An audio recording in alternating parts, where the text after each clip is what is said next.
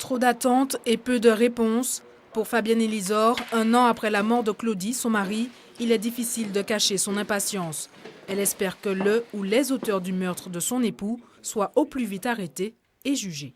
J'aimerais bien qu'ils nous disent pourquoi il a fait ça. Parce qu'il n'y avait rien. On était vraiment tranquilles, c'était une fin de soirée. Donc pourquoi débarquer, venir à 5 h du matin, pour tout détruire, quoi. Ce soir-là, Claudie Elisor refuse à un inconnu l'entrée de la soirée privée qu'il anime. Furieux, ce dernier revient le lyncher, accompagné d'une dizaine de personnes.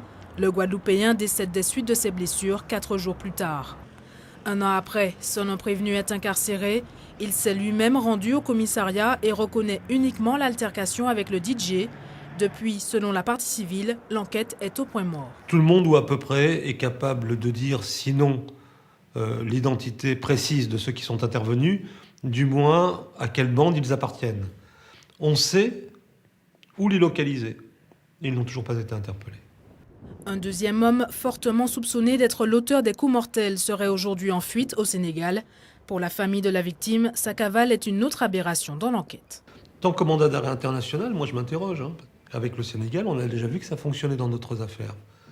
Pourquoi dans cette affaire ça ne donne rien? J'ai pas le sentiment qu'il y ait une véritable mobilisation du monde politique, du monde judiciaire et du monde policier sur ce dossier. Si aucun élément nouveau n'apparaît, le juge pourrait prochainement clore l'instruction. C'est la principale crainte de Fabienne Elisor. Elle sera entendue d'ici 8 jours.